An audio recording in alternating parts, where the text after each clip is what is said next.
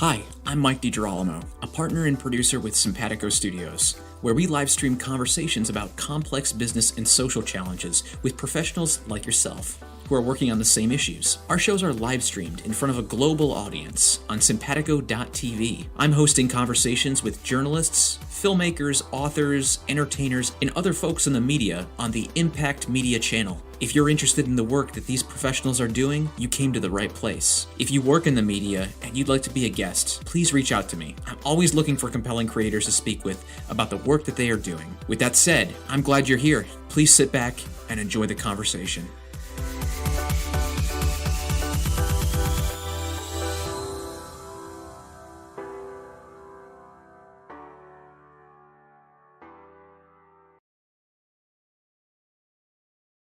Everyone, happy weekend. Welcome back to Impact Media. We've got a Saturday episode for you today. My guest today is Dominic Frangelo. He's former council member and deputy supervisor of Caroline, New York. And he co-founded Elected Officials to Protect America, which is a nonpartisan network organizing more than 1,500 state and local lawmakers in 50 states to address the climate crisis. So his work has appeared in hundreds of media stories, including CNN, the New York Times, and BBC News. And he's going to join us today to talk about his political leadership experience and explain how to lead ourselves and others in the climate emergency. He's going to talk about his accomplishments, including getting fracking banned in upstate New York, and what the role of elected officials is during this crisis. Dominic, thank you so much for taking the time to join us this weekend. How you doing? Hey, Mike, thanks so much for having me. Doing well. Well, it's an interesting time that we live in, certainly an unpredictable time as people are listening to this right now. The COVID cases are spiking across the country, and I'm just past 250,000 deaths. So definitely thinking of all of the folks who've lost friends and family in this difficult time, and all the folks that have lost jobs. And yeah, so it's an interesting time that we live in, and excited to chat with you more.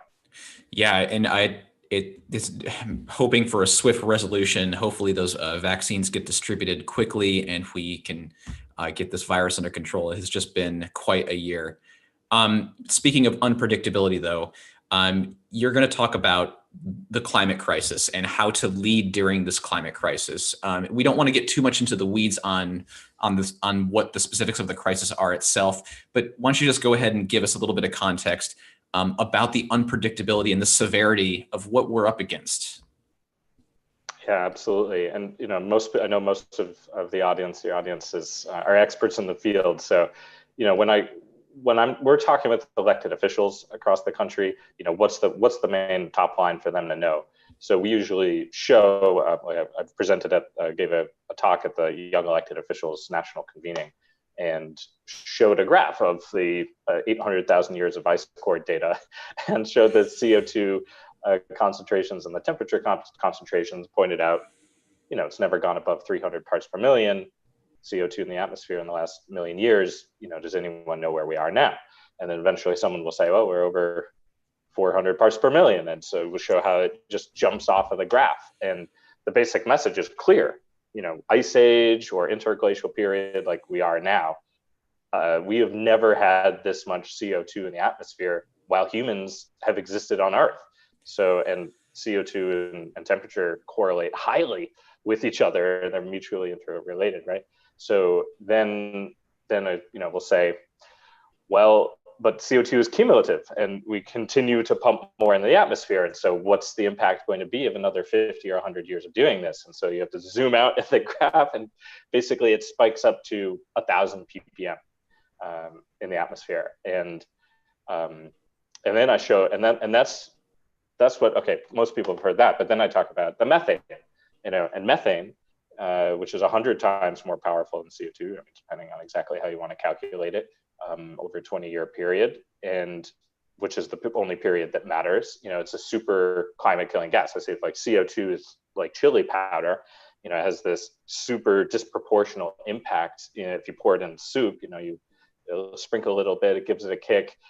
Put a little bit more in, you double it, and it's like, ooh, this is nice and spicy. If you accidentally knock the cap off and pour it in the soup, it's just going to burn your mouth. Well, if CO2 is like chili powder, methane is like Dave's insanity sauce or the Caroline Reaper. It's just crazy, right? And to give, most people probably heard this, but four of the five previous mass extinctions on the planet were caused by spikes in methane. Where spikes in methane preceded those mass extinction events.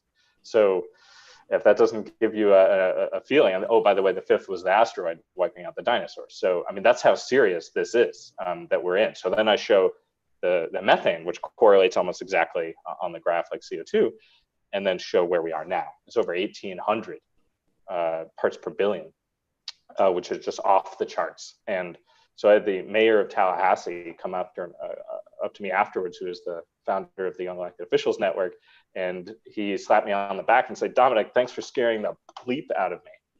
Like, people just don't know. I mean, these are the most informed and progressive elected officials in the country, and still, people are just not aware of the severity and the gravity of the situation. So I point out to the elected officials, like, no one has this covered.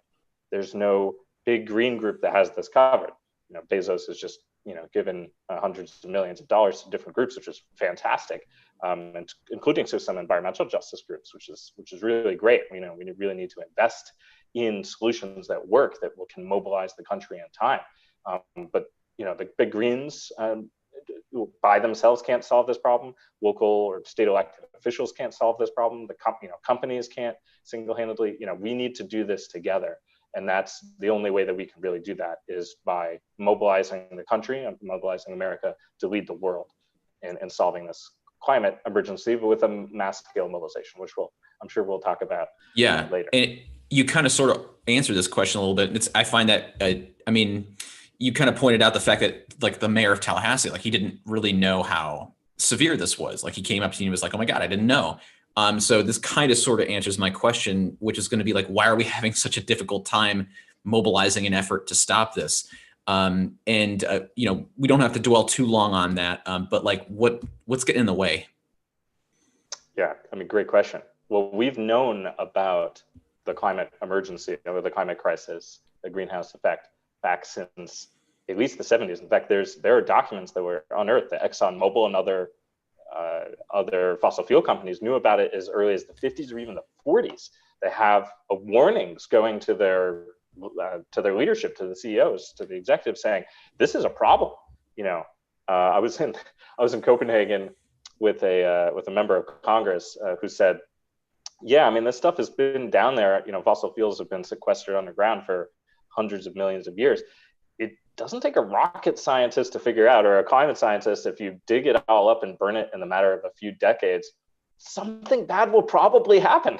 So, the fossil fuel industry, though, has known about this and has decided to A, keep it quiet, B, sow doubt. So when finally in 1988, when Jim Hansen, the top climate scientist in the world, finally gave the official public warning about this, and it was on the front page of the New York Times, public consciousness really got to be stirred. They started sowing seeds of doubt. In fact, they used the same PR firm that did the tobacco industry's denial and deception campaign. They used the same PR firm, which Naomi Oreskes from Harvard exposes in her book. And they have spent tens or hundreds of millions of dollars, probably billions at this point, manipulating public opinion around the world, investing in buying politicians, which is the reality.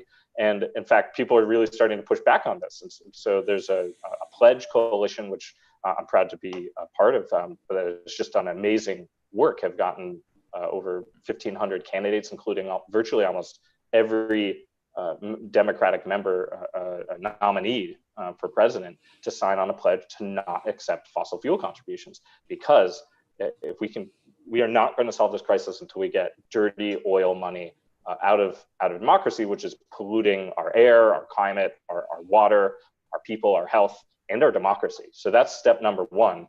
When you're in a hole, as Bill McKibben likes to say, is stop digging and stop giving fuel to the fire, which is the fossil fuel money that's polluting our politics and just deceiving and denying and manipulating public opinion, which is sowing seeds of doubt. And that's why Naomi Oreskes named her book, Merchants of Doubt, because if you can just tell people to ignore that 98% of climate scientists agree that climate change is happening and it's caused by humans, then you've already won.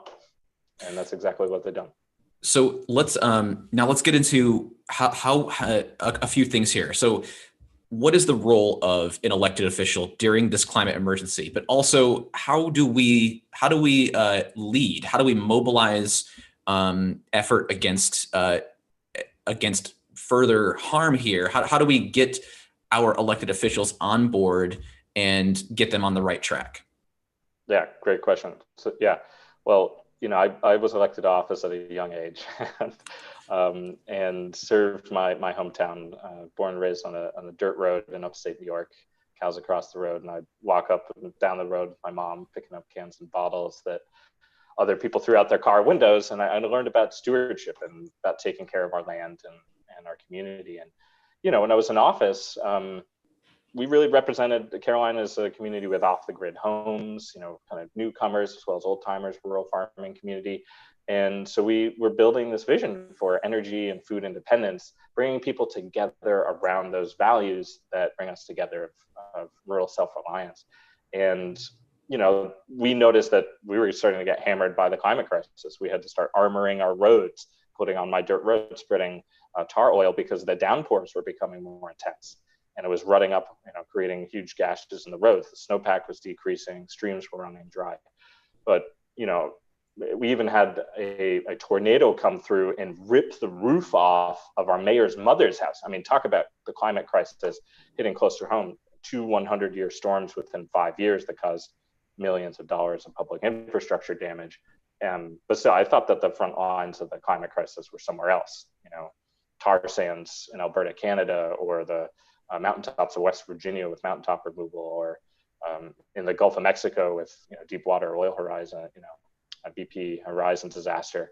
And so I was like, well, this is far away and it's for somewhere else.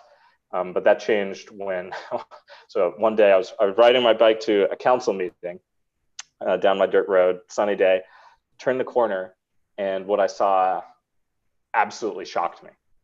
I was a convoy of giant white trucks, huge trucks, like military contracting vehicles, directly out of Iraq, driving on a convoy, out of state plates, no markings, painted all white. I was like, this is like a Halliburton multinational corporate invasion of my town. I'd never seen anything like that. What are they doing? I just got this reaction, and I noticed they had these discs on the bottom of the trucks, and they were doing seismic testing. Like, what are they looking for in my town? And the answer came within a year. We started getting gas leases in the mail, and pretty soon we learned 55% of our land area was leased for drilling. People started learning about this new term, these stories across the border in Pennsylvania, animals dying, kids getting sick, water that you could light on fire. And people are learning about this new term, hydraulic fracturing, fracking. And the more they learned, the more they really started to, get afraid, to learn how the oil industry, Halliburton and Cheney had exempted the oil and gas industry from the federal 2005 Policy Act. And so I had moms crying to me at community meetings, being, I thought I was going to be able to raise my kids here. I thought I was going to be able to, live out our lives here, and we're going to have to move because I can't live in this town without that extreme energy and that would just change everything, the fracking industry, and pollute the water in our town. And just crying. I mean, what do you do when your constituents, when your people in your community that look up to you to protect them are crying? And something inside of me just, said we need to do something. And our town started going door to door with a group of citizens and mobilized a petition signed by half of all registered voters in Carolina to ban fracking. And we voted at the people of office that refused to act, and we banned fracking in the town of Carolina. The same story was playing out town after town, city after city across the state. I mean, 200 municipalities passing bans or moratoria on fracking. It was the largest environmental movement in a generation. And yeah, I mean, and then I learned about the climate impacts of methane. So I'm like my community rising up on one hand and learning about the devastating climate disaster that fracking is, methane just venting into the atmosphere. So seen infrared camera images. What do you do as an elected official? And for me, it was about responsibility, honoring that oath of office that although it seems impossible to tackle the climate crisis, to stop this fracking, which is inevitable, it's just going to happen. The industry was in constant communication with the Cuomo administration. This was just going to happen. Despite how impossible it seems, I made a decision that I have to act. I have to do everything in my power to protect the community that I took an oath of office to defend. So I chose to take a leave of absence from my day job, and for no pay, started organizing elected officials across the state on a letter. And we started the group of 10, turned it to 100. We launched with 200 elected officials, and eventually organized over 1,000 elected officials across the state, every single county in the state, bipartisan, calling on the governor to not to delay a decision on fracking until it's proven safe for all New Yorkers, which in the end, it wasn't. And to the governor's credit, he banned fracking. New York became the first state in the country to ban fracking on public health grounds. And it's, of course, inspired governments around the world to ban fracking. I mean, that's what we need, is government officials to see the extreme responsibility they have to their communities, their constituents, and then join together with others to make change happen. And that's how change happens. So this is an incredible story, and I did a little bit of research into it. But for those listening that are hearing this, it started at a local level with him just knocking on doors, with you going to folks and raising awareness about this, and to the point where it got international attention, and it was putting pressure on people internationally to do something about this. So, Dominic, would you say that, when people are just despairing or they're worrying and they're like, well, what can I do? I'm just a person. I'm not a huge, powerful politician. Would you say that actually they do hold the power? They hold the power of influence and pressure. And if they apply that pressure locally, it can have this kind of snowballing effect where it turns into larger legislation. Would you say that's really kind of the route that people need to consider more? Absolutely. I mean, the most dangerous assumption that has gotten us into this place of the situation that we're in with the climate emergency, with pollution, with the pandemic, with the state of our democracy, is this assumption that the consequences of our actions are distant. And fundamentally, all of it is that we are separate, that one person can't make a difference. Is that we're all separate. And that's not true at all. We are radically interconnected in our action. One action taken with clear intention can send out ripple effects that literally change the world. Rosa Parks, which of course herself was inspired by climate clothing.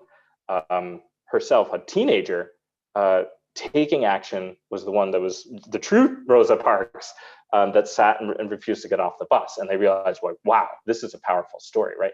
And that one story, taken with clear intention, inspired millions of people to take action. And how many people do we need to change the world? Well, the research is in. How many people actively participated in the civil rights movement? It was only, I thought it was the whole country. Well, it turns out it's only 3% of the population actively participating, riding on the buses, doing sit-ins, writing letters. 3% of the population, yet it has this ripple effect that can change the entire mainstream. And so as you're thinking about what you can do to make a difference, and I know we've got lots of experts and in their field in this thing, thinking about what you can do with who you are, with what you have right now. And Joanna Macy says there's 3 things we need for transformation, which has really inspired me, which is, number 1, we need to stop the bleeding. We need to hold action, stop the bad stuff from happening, resistance to what is going on. But that's not enough. You can't create the world of your dreams just by saying no. So the second is we need to build the new structures and to plant seeds of that brighter future. And this is already happening with concepts of universal basic income. People, small farmers returning back to homes for the first time in the nation's history in the last few years. Number of farmers is going up again. That's a fantastic sign as young families are kind of heading back to the land and revitalizing rural communities. Obviously, everything that's going on with the Black Lives Matter movement and people standing up and participatory budgeting. I mean, we give people a direct say into how we want to spend our collective resources, which is our government, the purpose of our government. And then go ahead. I was just going to say, after you finish, talk a little bit more about participatory budgeting, because that's something I feel like a lot of people don't know enough about, but please continue. Yeah, no, absolutely. I mean, participatory budgeting, which I first learned sitting in New York City Hall with Local Progress and Mayor de Blasio, was giving communities, instead of discretionary funds that each politician gets to kind of feed out to buy political support. What if you gave those discretionary funds to the community to actually decide and have communities propose projects and then have people vote? And the amazing thing, it's really incredible as they've implemented this in New York City, is that the populations that are least likely to vote in a normal election, Black and brown communities, low income people, immigrants, they are the most likely, they vote disproportionately higher in these participatory budgets because they're like, wow, this would give a playground for my kid. Wow, this would bring a health clinic in our neighborhood. And that's deeply inspiring. And imagine if we could decide the US government's priorities like that. I mean, you poll the public, vast majorities want more investments in clean energy and less investments in the military, yet we are spending more on military spending than the next 10 nations combined. And obviously there's a role for being a peacekeeper on the planet, but when we're talking about developing another 10,000 nuclear warheads, you got to ask yourself, is that really the best investment of our money when we're facing another existential threat, which is the climate crisis, which may wipe out human civilization on the planet? And that is not an overstatement. I mean, 11,000 scientists have said have warned that there's untold suffering on its way if we do not dramatically change course. And that speaks actually to the third thing that Joanna Macy has said, which is we need to shift consciousness. We need to change how we see ourselves, how we see our role in society, that we are as citizens, as was said, I'm forgetting which president said this, but I think it might have been Lincoln, the only title greater than that of president in the country is that of citizen. And to think of ourselves that government, that our country it's up to us, it's our responsibility. We have collective responsibility for choosing how to create this future. And I've seen that play out in my town as we created an amazing comprehensive plan without using the words of sustainability or resilience. But when we gave people an opportunity, the government actually facilitated people to contribute and literally write the plan for our community. That's what they said. They want walkable communities, affordable housing, local food. And so that's really inspiring. And that I think is the highest form of government, is when it can facilitate a conversation together about our collective future, that decisions are made on what's best for all of us instead of what's going to benefit a politician in the short term or a corporation in the next quarter. That's amazing. You've given us a lot of great insights about what people can do. I would be remiss if we didn't touch upon the fact that we have an incoming administration in 2021 from Mr. Joe Biden. So what you want to talk about the implications of that, and what what do you see his role in this climate crisis being, and what do you hope will happen, or what do you think can happen from this point forward? Yeah, absolutely. Yeah, I mean, fingers crossed that the Republican, party, which is at this point, and no disrespect to people of the Republican Party, but the Republican elite, shall we say, infrastructure has gone so far to the right extreme that they are willing to undermine the basic tenets of democracy, of upholding votes. You have Lindsey Graham calling and saying, "Hey, is there a way we can just throw out all these votes in the Atlanta area just because they went in high?" I mean, that's how dangerous. And in fact, Noam Chomsky said that, particularly when given in the context of rearming America's nuclear program and refusal to act on the climate crisis, which is an existential threat, that the Republican Party is the most dangerous organization in human history, which is a long way from the party of Lincoln. So, we need to reinvest in our politics and make sure that our parties that are also democratic and responsive to the needs and based on facts. And that's a challenge when the right-wing propaganda machine with Fox News and Breitbart and conservative talk radio has brainwashed tens of millions of people in the United States to deny basic scientific facts and realities like the greenhouse effect and the climate crisis and that a pandemic is happening. I mean, that is how dangerous that's how far extreme the Republican right has gone. And I'm not, the Democratic Party, which is shown that they have, and this is really the choice that the Biden administration takes. You're going to choose the kind of the corporate centrism and incrementalism.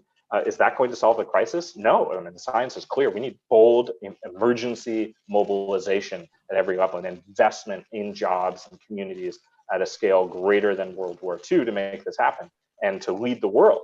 The good news is we've done this before. And so that's why we're calling on the Biden administration for to enact a climate emergency plan that will phase out fossil fuels, put 100% clean energy within a decade, create millions of jobs, protect our water, phase out single-use plastics, which are harming the ocean's oxygen cycle, which is critical for our survival, and to invest in those frontline communities that have borne the brunt of the pollution and the health consequences and have the most gain from and that require the most investment so that we can have those clean energy jobs, including Native American reservations like the Navajo have been a COVID hotspot. Let's invest in solar energy and wind energy so that the Navajo Nation can export, be a clean energy export for the nation, as one example. So that's what we're calling on the Biden administration to do. And do you this climate emergency plan that you and the EOPA have created, is that like, do you have this like in a document? Have you sent it to him? Like, are you like, here it is, Mr. President-elect? It like, take a look at it, and have you gotten a response or any kind of acknowledgement of it yet? It's on its way.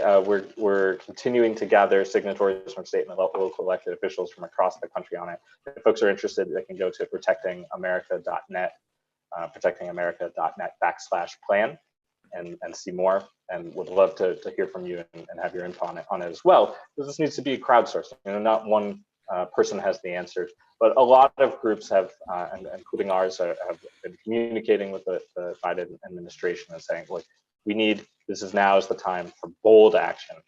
Now is the time to invest deeply in mobilizing and empowering people at every level of governments, companies, people, organizations to all participate in creating this clean energy transition and revitalizing our democracy and creating jobs while protecting the future. And so that we stand ready to partner with the Biden administration and to help build political support and public support on the climate emergency plan as well. Well, Dominic, I'd like to leave an open invitation for you to come back and update us on your progress with this and how the Biden administration responds to it and what takes place. We would love to have more conversations with you about more in depth and in detail about the plan itself. You're always welcome back. And before we leave the interview, why don't you just tell our audience just a little bit about the EOPA and what you do? I mean, we've already they can already surmise based on what they've heard here, but go ahead and tell us a little bit about it. Thanks. Yeah, I appreciate that. So when we started in New York and organized elected officials in New York, we named it Elected Officials to Protect New York.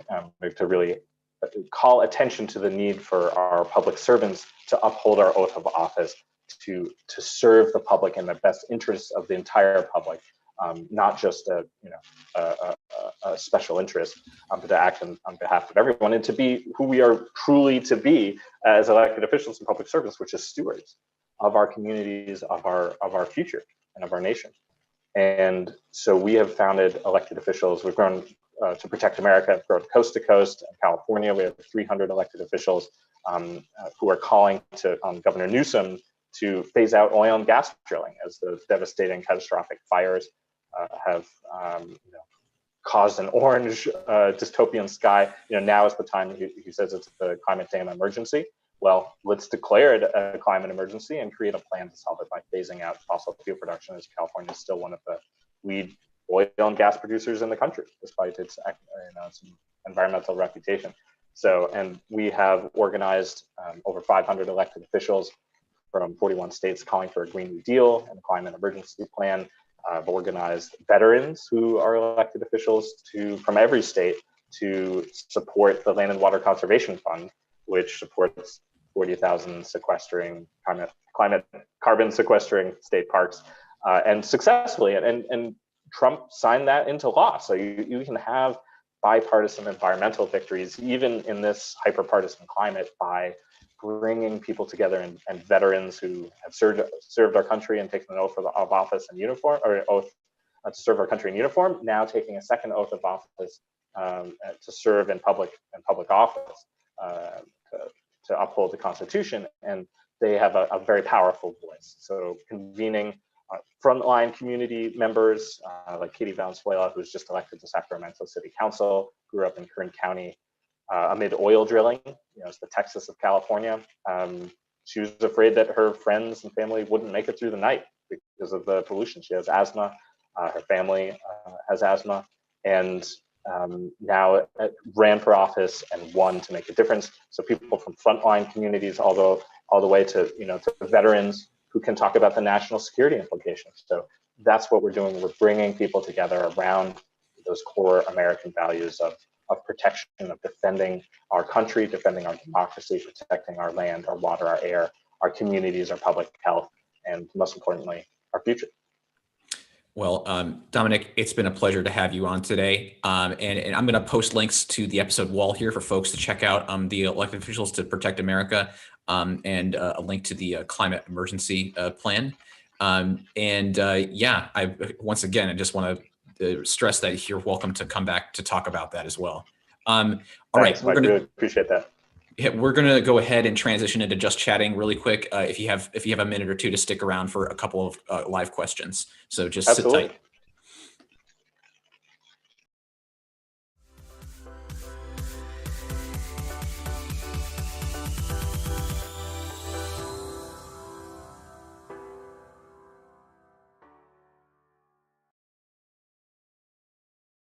All right. That was Dominic, I really enjoyed that conversation. And I have to say, in doing my research and prepping for this conversation, I've watched a lot of your talks, and you just do a really good job of explaining the severity of the climate crisis, but you also do just a really great job of empowering people, especially young people, and telling them that that even just who they are as they are now is powerful, and that they can make a difference. And you give really good steps about how to use their vote and use their voice to create that. And I was surprised that you're a pretty well-known guy. You're well-traveled. You've worked with a lot of high-profile people and a lot of very high-profile politicians. But I'm like, why don't more people know about Dominic? And I just wanted to hear from you, what got you started on this on this climate crusade? Other than growing up in Caroline, New York, when did you realize you were like, wow, I've got an ability to really make a difference here? What was that moment for you, or was it a succession of moments?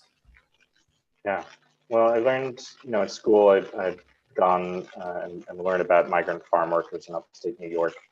Learning about their working conditions and the hardships and the injustices built into the state's constitution that they face, and then traveled to Costa Rica. Learned how I lived on a rural farm, how 90% of the land was cut down, the rainforest was clear cut to grow pineapple and on other foods for export to the United States. So I started seeing the linkages, in school, learning about clean energy. It was really after I'd graduated, my plan was to join the Peace Corps, to be part of a community and to make a difference. And that was my plan. I met there with the recruiter, and, one fateful night, the deputy supervisor, the vice mayor of Caroline, came up to me and said, that's great that you're leaving. There's just one problem. You can't. I'm like, what are you talking about? He said, well, after 8 years on the council, I'm retiring, and I want you to run for my seat because our community needs you. We need you to give. We need you to give back. And we need you to serve. And that, wow, maybe I don't need to leave the country to make a difference and to be part of a community and to serve and to be a change agent. And I started learning about the climate crisis at my day job at Cornell, reading climate science. Literally, I read an article that said, well, by 2100, it looks like the ice caps might melt. The Arctic ice sheet might melt. I was like, how is that? How can you? It's on the globe. How can it not exist anymore? How can it just go away? How can it just go away? It's crazy. And then the more I read, then another article came out that said actually it might be as soon as 2050, and then another one as soon as 2034, and then another one as soon as 5 to 7 years. And I started seeing the trajectory and intuiting what this really meant. So when I heard the opportunity to go to the Bali climate negotiations in Indonesia, the UN climate talks, I knew I just had to go. So I showed up, and there were young people from all around the world there who were making a difference in their local communities and their countries, and was just so inspired, and came back recognizing that the US is the chief block to progress. So how can we mobilize the country? So we started a campaign to deliver one energy-saving light bulb to every household in our town. And that grew, and eventually we delivered 15,000 CFLs in 3 hours with 1,000 volunteers. So that was fun. So it was scaling up and kind of proved the power of community to make a difference. I got a comment, kind of sort of question here from Ken. He's actually our CEO. Who's in the chat room here. He said he'd really like to put together an EOPA virtual conference of elected officials and subject matter experts to just talk policy all day, and would be great to be involved. Absolutely. Ken is really adept at putting together live panels, so he's definitely a guy you'd probably want to talk to about that. But thanks, Ken. Great idea. Dominic, it's been great to have you on. I want to be respectful of your time. I know it's late where you are. So I just want to say once again, thanks again for joining us. Your expertise and your advocacy for making change is extremely appreciated by us. So thank you so much for joining us today. Thanks, Mike. It was a pleasure, and excited about the work you're doing as well. Awesome. Well, we will be in touch, and we will get this video to you as soon as possible. It should be around 24 hours or so, but I'll let you know if it'll be longer. But yeah, you can sign out of the Zoom call whenever you want to. Awesome. Cool. It was a pleasure. I had fun. All right. Hopefully have a good one. Gave you what you needed. Yeah, no, it did give me what I needed. I hope that you got something out of this as well. Absolutely. No, it was fun. All right, cool. All right. Thanks, Mike. Appreciate it. Have a good one. Yeah, talk soon. All right. Dominic's a really awesome guy, and that I encourage everyone to watch his videos on YouTube. I can post a couple in the chat room here, but he's got a lot of great insights that he's part of the generation that kind of was like we're all here having to deal with this climate crisis, and he's taking it on. And so I think that he's got a lot of insight, especially for young people, that gives you a tactile sense of what you can do to mobilize community effort and create actual legislative change.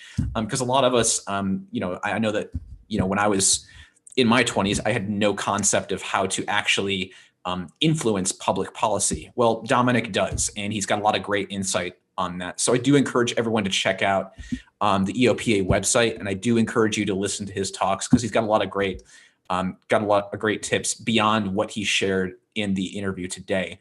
But I hope everyone got a lot out of this conversation. I think it's important, especially in the wake of a new administration that's coming in, and now is the time to advocate for better policy, and I think that we can get that done. Well, anyway, folks, I'm going to let everyone get back to their weekends and enjoying their weekends, and I plan to as well. So thank you all for joining today, and we will see you next week.